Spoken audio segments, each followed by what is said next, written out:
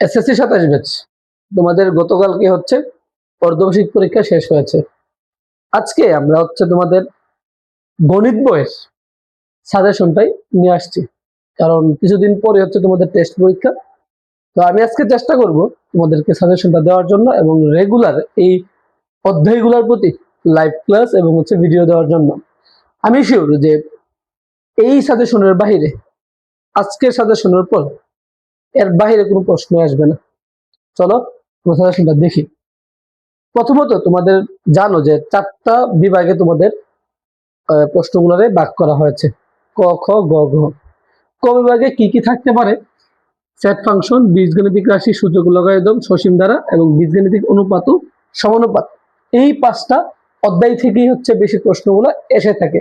আরো প্রশ্ন আছে, আমরা মানে অধ্যায় আছে, আমরা ওইগুলো নেই, কারণ এই 5টার বাহিরে প্রশ্ন আসে না তোমাদের। তারপর চলো খ বিভাগে কি আছে? ব্যবহারিক জ্যামিতি, বৃত্ত, অনুপাত, সদৃশতা ও হচ্ছে আমাদের প্রতিসমতা, ক্ষেত্রফল সম্পর্কিত উপপাদ্য ও সম্পাদ্য। এই 4টা অধ্যায় হচ্ছে তোমাদের জ্যামিতি থেকে প্রশ্ন এসে থাকে আর কি। আর গ বিভাগের মধ্যে ত্রিকোণমিতিক অনুপাত, দূরত্ব, উচ্চতা এবং হচ্ছে পরিমিতি, এই 3টা থেকে প্রশ্ন আসে এবং হচ্ছে ঘ বিভাগে হচ্ছে পরিসংখ্যান। ঠিক আছে, আশা করি তুমি 4টা বিভাগের মধ্যে থেকে কোন কোন অধ্যায়গুলো থাকে এই বিভাগগুলোতে তোমরা এগুলোর পরিচয় পেয়ে গেছো। এখন আসো যে কত মার্কসের পরীক্ষা হয় তোমাদের। তোমাদের পরীক্ষা হবে 100 মার্কসের পরীক্ষা হবে। এর থেকে 30 মার্ক হচ্ছে তোমাদের এমসিকিউ, সিকিউ হবে হচ্ছে তোমাদের 50 মার্কের সিকিউ হবে এবং এসকিউ তোমাদের হবে হচ্ছে 20 মার্কের। এই হচ্ছে তোমাদের 100 মার্ক আর কি। এই হচ্ছে তোমাদের 100 মার্ক।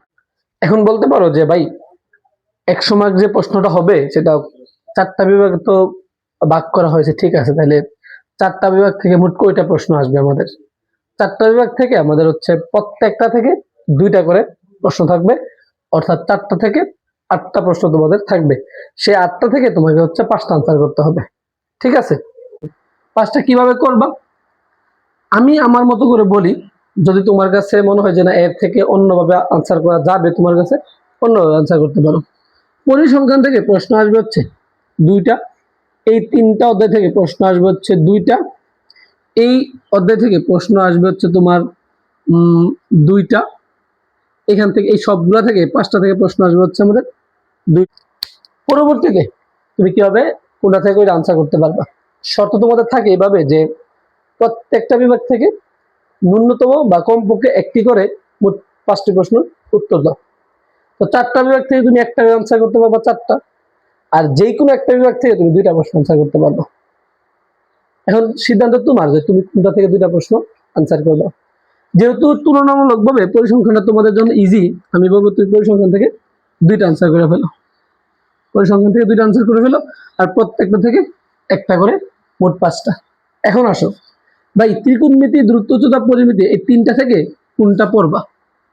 আমার কাছে মনে হয় দেখো ত্রিকোণমিতিক অনুপাত এবং হচ্ছে দূরত্ব, উচ্চতা 2টা মিললে প্রশ্ন থাকবে একটা, আর পরিমিতি থেকে প্রশ্ন থাকবে হচ্ছে একটা।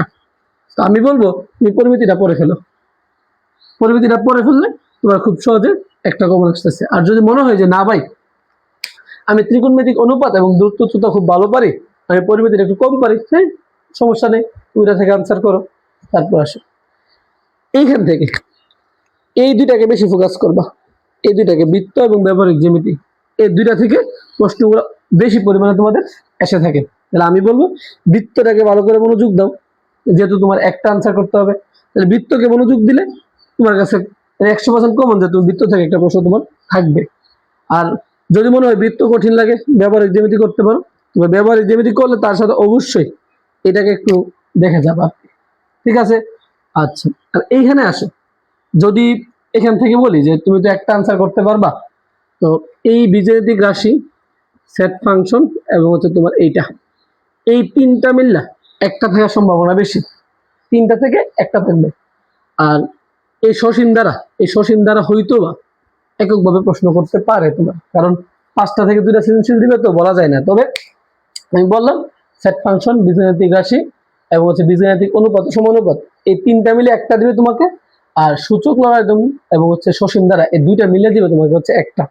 এখন এরকম হইতে পারে কপাল যদি ভালো হয় সসীম ধারা থেকে তুমি এককভাবে প্রশ্ন পেতে পারো। ঠিক আছে, এই ছিল তোমাদের ম্যাথের সাজেশন গুলা। এখন যদি বলো যে ভাই কোন অধ্যায় থেকে কোন ম্যাথটা খুব বেশি ইম্পর্টেন্ট প্রশ্ন করতে পারো, তাহলে আমি বলবো যে নেক্সট কোন একটা ভিডিওতে ভাবে প্রত্যেকটা অধ্যায়ের ভিডিও দিব, প্রত্যেকটা অধ্যায়ের লাইভ ক্লাস করাবো এবং প্রত্যেকটা অধ্যায়ের সিকিউ থেকে এবং হচ্ছে তোমার সিকিউ ভিডিও তো অবশ্যই দিব, সাথে তোমাদের এমসিকিউ লাইভ ক্লাসের মাধ্যমে সমাধান করে দেওয়া হবে।